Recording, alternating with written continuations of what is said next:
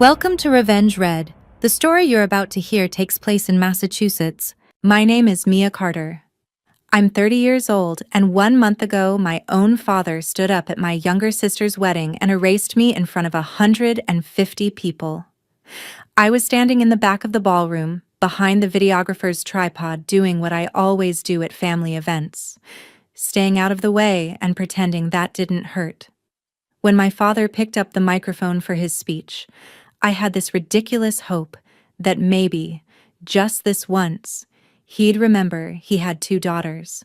Out of habit, I flipped my phone to the voice memo app and hit record. That reflex, more than anything, is the reason you're hearing this story now. He tapped the glass with his fork. "To my daughter," he said, and my heart actually lifted for a second. Then he laughed. "I should say, my only daughter. This amazing woman up here is the pride of my life. That thing standing in the back?" He gestured vaguely toward me as hundreds of heads turned. "That was just a mistake I made 30 years ago. Honestly, we should have given her up for adoption when we had the chance." The ballroom erupted. Some people laughed because they thought it was a joke. Some because everyone else did. A few looked away, embarrassed. No one stopped him. No one told him to sit down. I didn't cry. I didn't scream. I looked my father straight in the eyes, then slowly swept my gaze across the faces that had just watched my public execution and decided it was entertainment. Then I turned, walked out of the ballroom, through the lobby, and pushed through the revolving doors into cold, wind-whipped rain. On the sidewalk, water soaking through my dress, my phone still recording in my hand, I made myself a promise. This would be the last time they laughed at me without consequences. That night, I made 3 phone calls and sent 1 email that changed everything.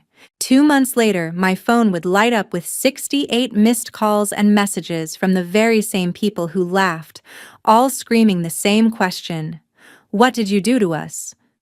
Before I tell you what I did, how those 3 calls and 1 email turned my father's joke into his worst nightmare, tell me this. What time is it where you are right now, and where are you watching from? I want to see just how far the truth about my mistake of a life can travel. The morning after the wedding, I woke up on my couch in Boston still wearing the ruined dress, mascara crusted at the edges of my eyes, my phone on my chest. The first thing I did was press play on the recording.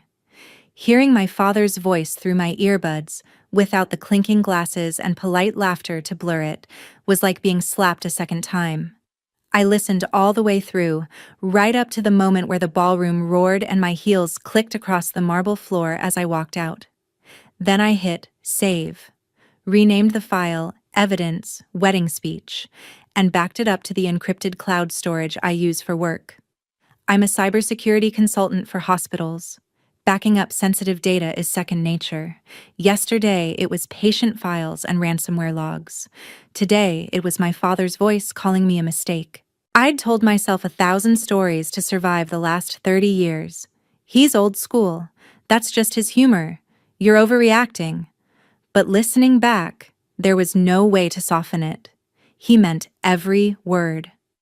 And if he was willing to say that into a microphone in public, what else was he willing to do when nobody was recording? The first call I made that night, standing under that rain, had been to the only adult in my childhood who ever seemed quietly horrified by the way I was treated: my dad's younger brother.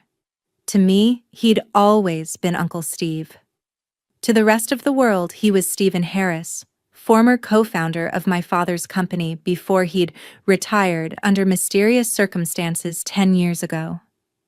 When he picked up, his voice was sleepy and worried. "Mia, are you okay? I saw the live stream cut out, but..." "Did you hear what he said?" My voice didn't shake. It came out cold. "Did you hear the speech?" There was a pause, then a slow exhale. "Your cousin sent me the clip," he said quietly. "I've watched it 3 times. Your father's lost his damn mind." "No," I said. "He's just finally saying out loud what he's always thought. I recorded it too. I'm done pretending this is just his sense of humor. I want to know what he's hiding. I want to know why he's always treated me like a problem he regrets instead of a daughter. Another pause, longer this time. Mia, this isn't just about hurt feelings, he said. If you start pulling at threads around Richard Carter, you won't just find mean jokes. You'll find things you can't unsee. Then help me see them, I said. I'm not a kid anymore. You were pushed out of Carter Municipal Systems. I know that wasn't as clean as he made it sound. You know where the bodies are buried. You really want to do this? He asked. Because once you start, there's no going back to Sunday dinners and fake smiles. I thought of the ballroom laughter. We both know I was never really invited to Sunday dinner, I said. Meet me tomorrow. Tell me the truth. He sighed, and in that sigh I heard 10 years of swallowed resentment. Fine. Noon. The diner in Quincy. Don't text this address to anyone, and Mia, don't bring that phone your father pays for. After I hung up with him, I dialed the second number, my college roommate, now one of the sharpest financial crime attorneys in the state, Lauren Brooks. We hadn't talked in months, but when she heard my voice, she immediately knew something was wrong. What happened? She asked. I sent her the audio file right there on the sidewalk, watching the upload bar crawl across the screen as rainwater slid down my wrist. When it finished, I said, Listen, then tell me what I can do with this. The third call was to my own work phone, in other words, to myself. I left a detailed voicemail documenting exactly what had happened with dates, times, and the fact that I'd captured a recording. Then I converted that voicemail into a transcript and stored it in a secure folder along with the speech. It wasn't just my heart talking anymore. It was evidence. The email? That was to a generic, boring-looking address, integritymassprocurement.gov, the anonymous tip line for the state procurement office. I didn't accuse my father of anything. Not yet. I simply asked what a citizen should do if they believed a major city contractor was cooking books and retaliating against family members who knew too much. I hit send at 2:17 a.m., my fingers still trembling, and watched the tiny paper plane icon disappear. The next day, at the diner, Uncle Steve slid into the booth across from me, eyes red, hands wrapped around his coffee like he needed it to keep from shaking. For the first time in my life, he looked scared of my father. You really want to know why he treats you like that? He asked without preamble. Because you're the one thing he can't control. You chose cybersecurity instead of joining his empire. You refused to sign his standard family agreement when you graduated. And he's been moving money and contracts into your sister's name for years to punish you for that. He pulled a folded packet of old emails and board minutes from his jacket. He cut me out because I told him what he was doing was illegal. Fraud, kickbacks on public works projects, false safety reports. All of it would blow up if someone with your skills and my receipts went digging. I stared at the papers, everything in me going very, very still. So let's dig, I said. If he insists I'm a mistake, I'm going to be the kind of mistake that ruins his perfect little world. If you were in my place, humiliated on camera by your own father, then handed the first proof that he might be a criminal, would you walk away to protect family, or would you start pulling on every thread you could find? Lauren didn't waste time. By the afternoon after the diner meeting, we were sitting in a cramped conference room at her firm, the kind with no windows and a humming fluorescent light that made everything feel more serious. I'd already scanned Uncle Steve's documents and sent them to her through a secure portal. She'd read them twice before I even arrived. Okay, she said, tapping the stack with a pen. Your father, Richard Carter, runs Carter Municipal Systems. They've had public contracts with the city for 15 years, traffic lights, smart intersections, parking systems. These minutes show he pushed his own brother out right before the company landed their biggest deal. This, she held up a photocopied email, is a threat. Sign this separation agreement and keep your mouth shut about billing practices, or you'll never work in this town again." "He wasn't kidding," Uncle Steve muttered. "I've been blacklisted from city contracts ever since." My stomach twisted. I'd grown up hearing my father talk about providing for the family, all those late nights, saving the city money. Now those stories tasted like ash. Lauren turned to me. "You work in cybersecurity for hospitals," she said. "You understand logs, metadata, network traffic. If your uncle's right, and your father is double billing or falsifying safety reports, there will be digital footprints everywhere, on email servers, in PDF drafts, in version histories." She leaned forward. "But we do this by the book. No illegal hacking. We use what you can get legitimately through family, public records, and what your uncle already has. Understood?" I nodded. "Understood?" I lied, just a little. "We started with what was public." I spent nights after work combing through city procurement databases, downloading every contract Carter Municipal Systems had won in the last decade. I cross-referenced project timelines with news stories about mysterious delays, unexplained outages, and, this one made my blood run cold, a pedestrian death at an intersection where the new smart lights had malfunctioned.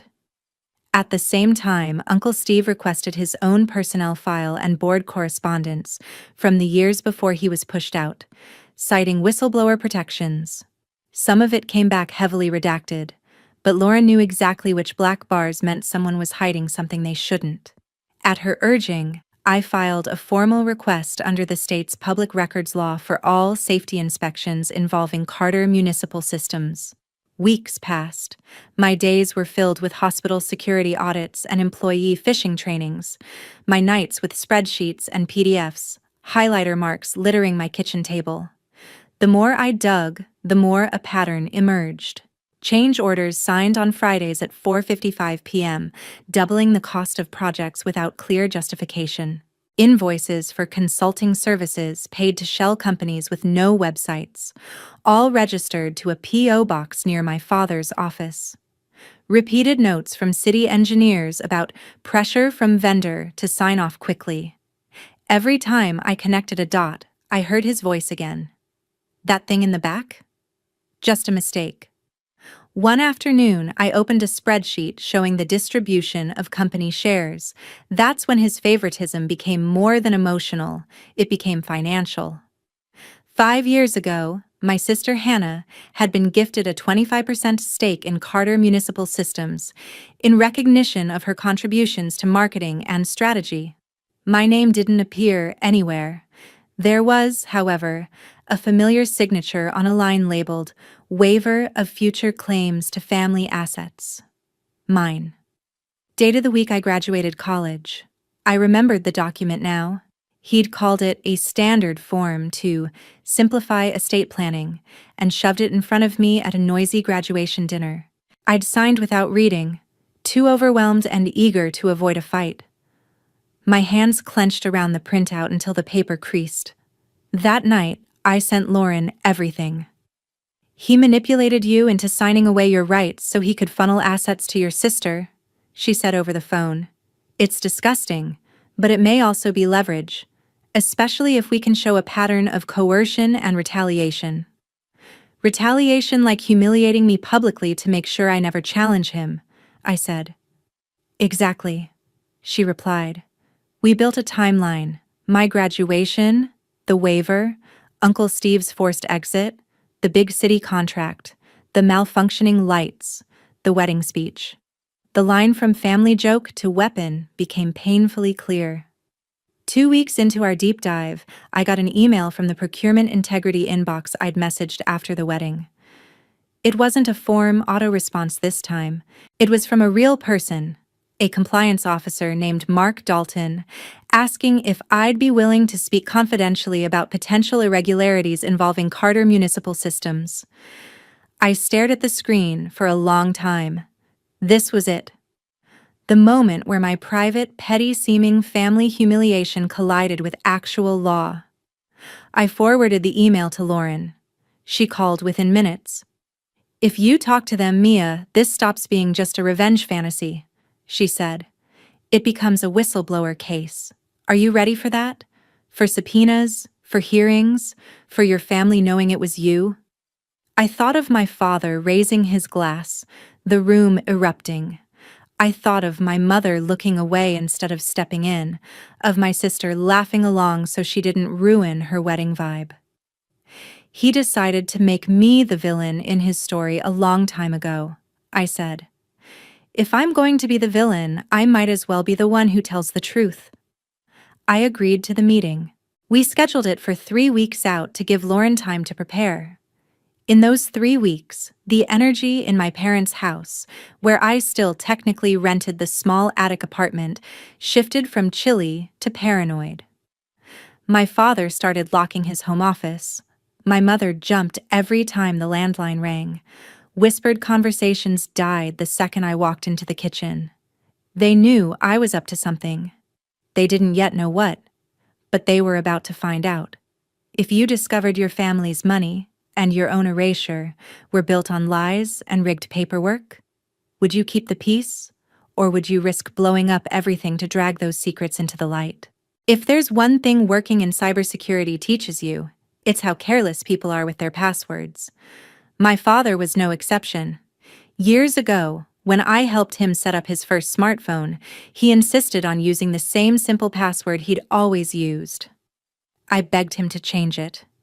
He refused. "No one's interested in some old man's emails," he'd scoffed. He wasn't my client, so I let it go. Now, sitting in my attic with the glow of my laptop on my face and the wedding recording in my headphones, I opened a private browser window and typed in the webmail address for Carter Municipal Systems. I hesitated. Lauren's warning about staying by the book echoed in my head. But then I remembered the waiver I'd signed at 22, the way he'd weaponized my trust. He'd never followed rules when it came to controlling me. Why was I still playing nice? I entered his corporate address and the old lazy password. The inbox loaded. Hundreds of messages, contract negotiations, forwarded jokes, a few all-staff memos where he congratulated my brilliant daughter Hannah on a presentation. Nothing about his mistake of a daughter, of course. I didn't snoop for the fun of it. I set up a simple, silent rule.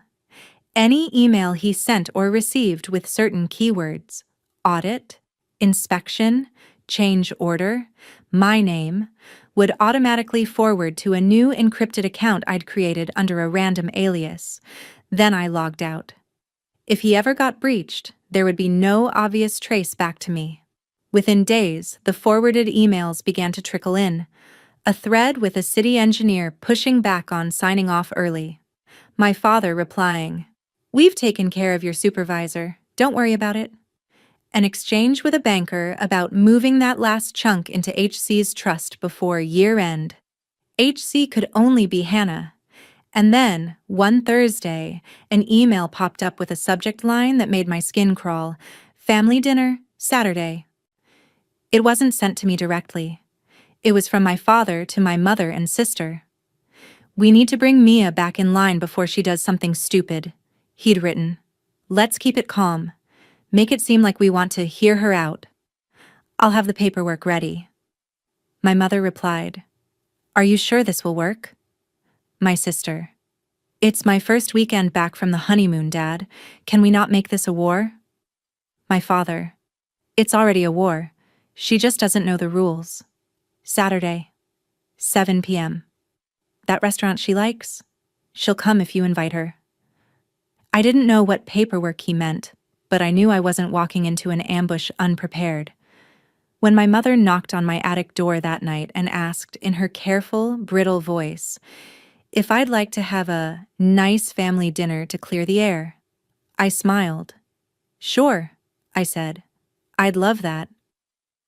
On Saturday, I arrived at the restaurant 10 minutes early with a small USB drive in my purse and a printed transcript of the wedding speech folded in half. The hostess led me to a private room in the back. My parents and my sister were already seated. 3 sets of eyes turned toward me with varying shades of guilt, annoyance, and fear. "Mia," my father said, standing up just enough to look like he had manners. "You look presentable. You look exactly like a man who shouldn't reuse passwords," I thought, but I just took my seat. After a few minutes of fake small talk, he got to the point. He slid a manila envelope across the table. "I asked you here because I'm worried about you," he said, using his concerned father voice. "You've been emotional since the wedding, saying some things to extended family that could hurt our reputation. I'd like us all to move forward." Inside the envelope was a non-disclosure agreement, a very aggressive one. It basically said I would never, under any circumstances, speak negatively about him, his company, or internal family business, on pain of being sued for everything I owned. In exchange, he was offering me a check for an insulting amount and a temporary reduction in rent for the attic. He wanted to buy my silence cheap. "So let me get this straight," I said calmly.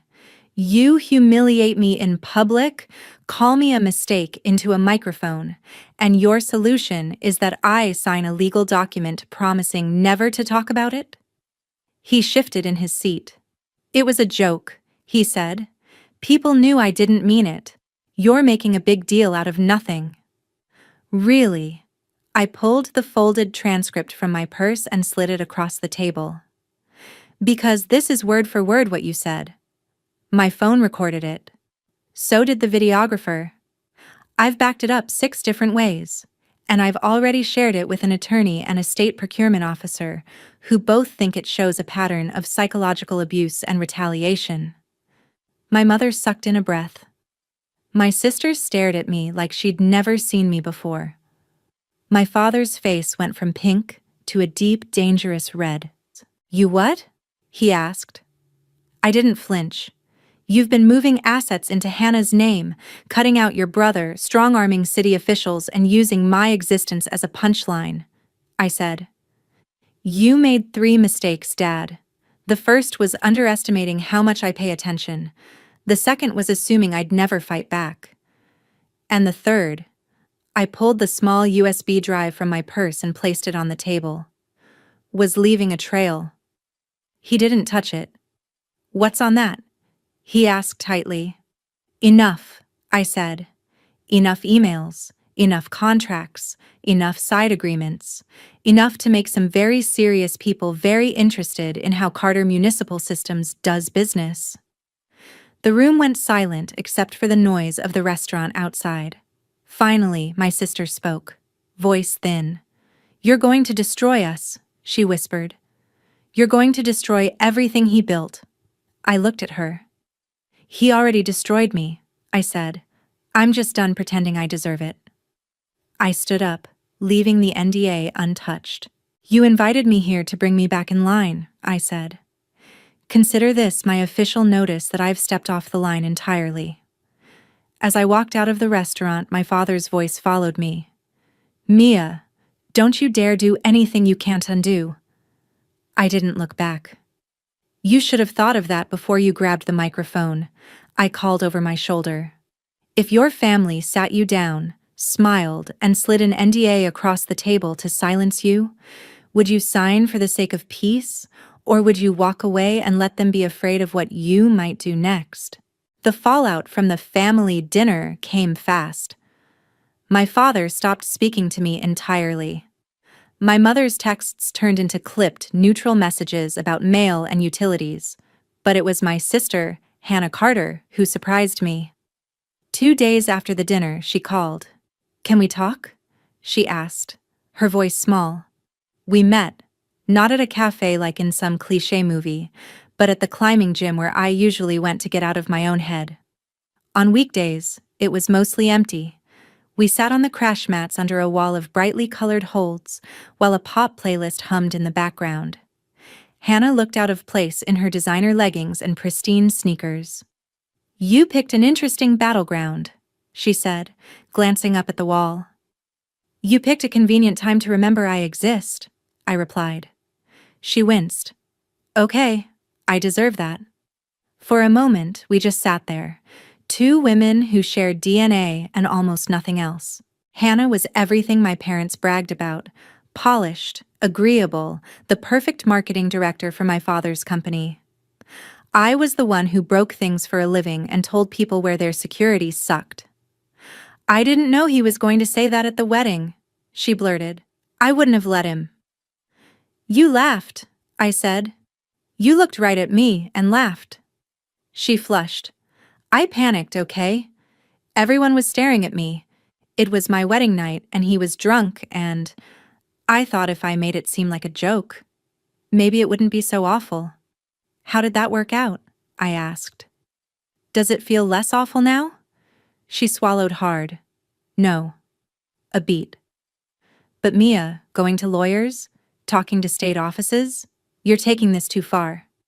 I pulled a printout from my bag, not of my father's speech this time, but of the shareholder registry I'd found. I tapped the line with her initials. He gave you a quarter of the company, I said. Meanwhile, he tricked me into signing away my rights by calling it standard paperwork. You want to talk about too far? She stared at the paper, her face draining of color. I didn't know about this, she whispered. He told me you weren't interested in the business, that you said you didn't want anything from him. I said I didn't want to be his employee, I corrected. I never said I didn't want a father. She looked up at me, eyes shining. He paid for my wedding, she said. He paid for grad school. When I didn't get that first promotion, he created a position for me. I thought he was just being supportive. He was buying your loyalty, I said gently, and punishing me for not being buyable. She hugged her arms around herself. So what now? She asked. You burn everything down and call it justice? I don't want you homeless, Hannah, I said. I don't want you punished for things you didn't know, but I am done letting him get away with hurting people and hiding behind family. The city deserves to know if his systems are unsafe. His employees deserve to know why your uncle disappeared. And I deserve not to be called a mistake by the man who created me. He's still our dad, she said, desperate. He's the only one we've got. No, I said quietly. He's the only father we share by blood. That's not the same thing. We sat in silence for a while, listening to someone fall off a route and land on the mat with a soft thud. Finally, Hannah spoke again. If you go through with this, she said, he'll come for you. Legally, emotionally, whatever he can. He'll say you're unstable. He'll tell everyone this is because you're jealous of me. He's been saying that my whole life, I said. The difference is, this time I have receipts. She nodded slowly, then stood. I can't help you, she said. Not openly. I owe him too much. He can ruin my career. She hesitated, but Mom's been hiding things too. Bank statements, letters from the city. She keeps them in a locked drawer in her office at the district building. If you want to know how deep this goes, that's where I'd look. I stared at her. Why are you telling me this if you're not on my side? She gave a sad little smile. I didn't say I wasn't on your side, she said. I said I can't look like I am. As she walked away, I realized the golden child wasn't as blind as I'd thought, just more entangled. If your sibling told you they couldn't stand with you in public but quietly handed you the key to the next secret, would you hate them for their cowardice or see it as the only courage they can afford? My mother, Linda Carter, had spent her career in education. By the time all of this happened, she was an assistant superintendent for the school district, polished, diplomatic, and very good at pretending problems didn't exist if acknowledging them would rock the boat. Her office was on the third floor of a bland administrative building near downtown. I'd been there a few times to drop off forgotten lunches as a teenager. I'd never gone there to confront her as an adult. I called and asked if we could talk. I'm busy, she said automatically, then sighed. Come by at 4. We'll have a few minutes before my board prep. At 4 o'clock sharp, I walked past the receptionist, up the elevator, and down the hall lined with student artwork and motivational posters. My mother's door was half closed. I knocked and stepped inside. She looked smaller behind the big desk than she did at home. Her professional mask slipped just a little when she saw me. "Mia," she said. "This isn't a good time. There's never a good time to admit your husband might be a criminal," I said, closing the door behind me. "We should start anyway." Her eyes flashed. "Watch your tone," she snapped. Then, more quietly, "What do you want?" I sat down without being invited. "I talked to Hannah," I said. "She told me you keep financial documents in a locked drawer, statements, letters from the city, things you don't want Dad to know you still have." My mother's hand twitched toward the drawer so fast it was almost funny. "She had no right." "You had no right to stand there at that wedding and let him call me a mistake," I cut in. "You had no right to help him hide money and push people out and pretend you didn't know, because it kept the house nice and the vacations paid for." She slumped back, the fight draining out of her shoulders.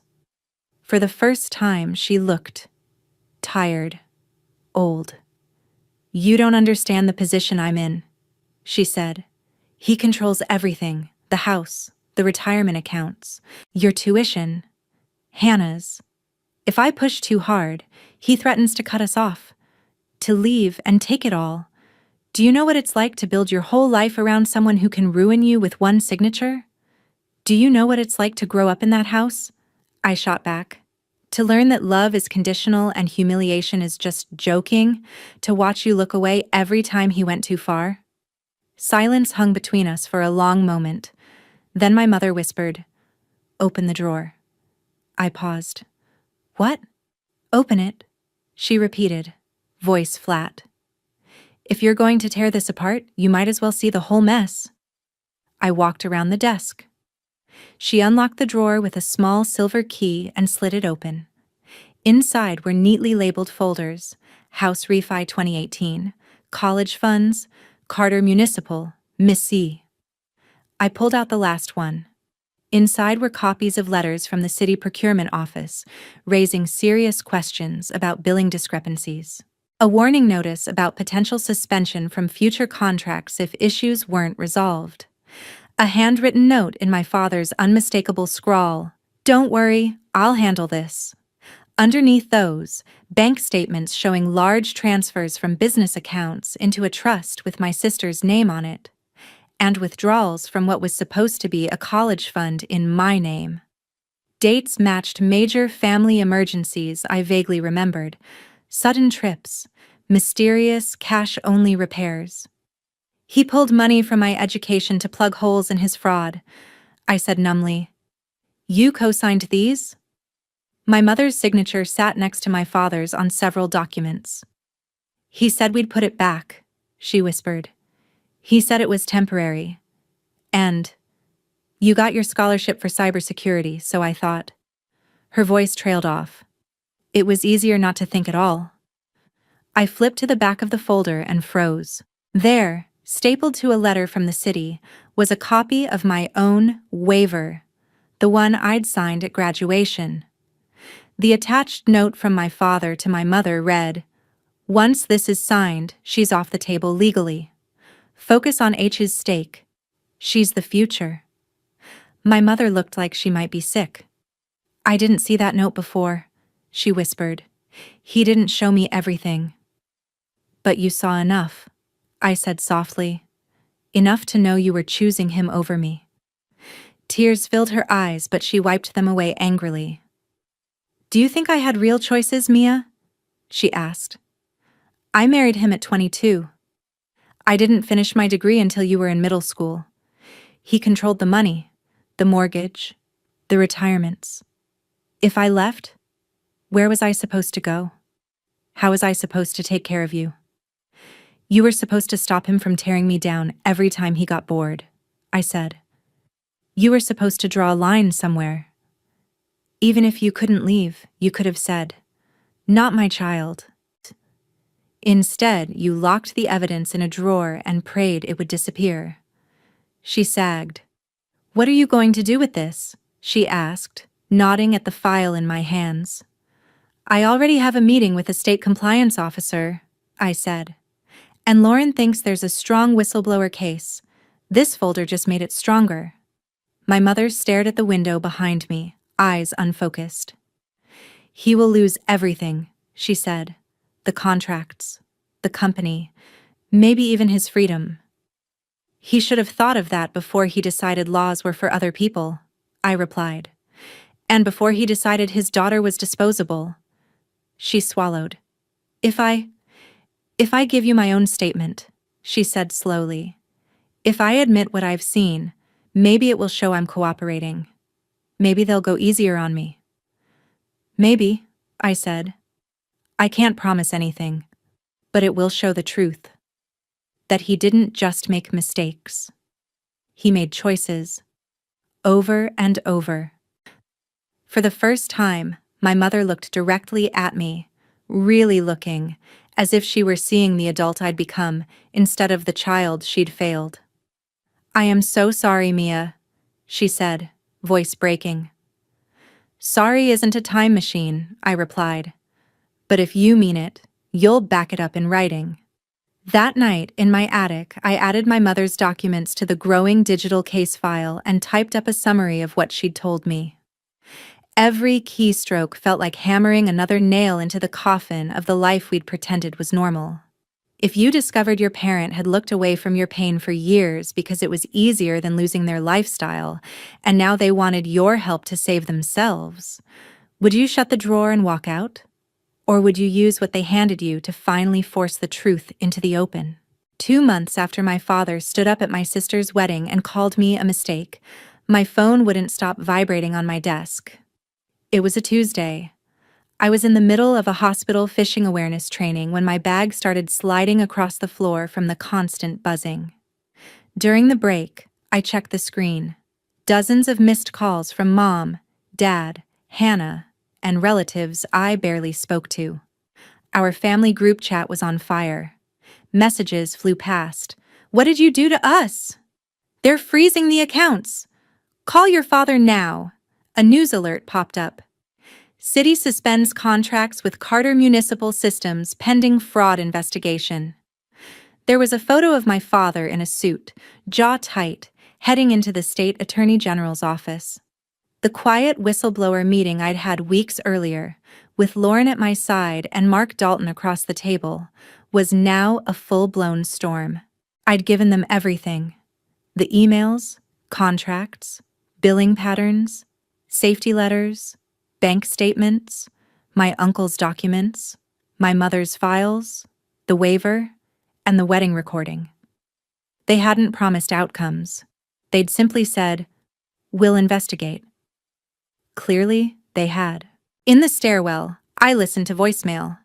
My father's message came first, furious. "They raided the office, took the servers. The bank froze our accounts. You've destroyed your own family because you couldn't take a joke." Delete. My mother's was tearful, begging me to tell investigators I'd forced her to open that drawer. Hannah's voice shook as she talked about the frozen trust, the condo down payment, reporters calling her office. "I know you talked to them. Please call me back. I need to understand." I just held the phone and breathed. This was the price of pulling every thread. My father requested a meeting through counsel. We ended up in a small conference room at his lawyer's office. Him and his attorney on one side, me and Lauren on the other. He looked older, edges of his confidence fraying. "You did this?" he said. "You turned a family disagreement into a criminal case." I met his eyes. "This isn't about hurt feelings," I said. "It's about fraud, bribery, falsified safety reports, and using family as cover." The speech just made it easier for me to stop pretending. He tried to guilt me with my mother's situation, my sister's frozen trust, the collapsing company. "In every story I tell, you'll be the ungrateful daughter who betrayed us," he said. I shrugged. You've been telling a twisted version of me my whole life. The difference now is, I have my own story. And evidence. In the end, he took a plea deal. The charges were serious: fraud, bribery, falsifying safety reports. He still went to prison, just for fewer years than he might have. Carter Municipal Systems lost its city contracts. Uncle Steve negotiated to buy a small, clean piece of the business under heavy oversight. My mother cooperated fully, avoided charges, but had to quietly resign from her school district job and move into a smaller place. She started therapy, finally trying to understand why she'd looked away for so long. Hannah lost the condo and a good chunk of her financial safety net. For months, she only spoke through lawyers. Then, one day, she walked into my climbing gym in an old t-shirt and rental shoes. "I read the reports," she said. "All of them. You were right." "I didn't need to be right," I answered. "I needed to be believed." It wasn't forgiveness, but it was more than the silence I grew up with. I moved out of the attic and into a small apartment with too much light and no ghosts. I kept my hospital cybersecurity job, but started helping whistleblowers secure their digital evidence on the side. The wedding recording became a short clip in a training about how emotional abuse and financial crime often live in the same house. I don't play his full speech. He doesn't get that kind of space in my life anymore. People sometimes ask if I regret it, if I'd go back and keep my mouth shut to keep the family together. Here's the truth. My family was never together. It was held in place by fear, favoritism, and money. Blowing the whistle didn't break something whole. It shattered an illusion. Blood made us related. Respect is what could have made us a family, and that was missing long before investigators got involved. Self-respect is the first family I chose. So now I'll ask you, if standing up for yourself meant losing the people who taught you to stay small, but gaining a life where you can finally breathe, would you do it? And if you've ever been treated like the mistake in your own family, what would your version of choosing yourself, really choosing yourself, look like?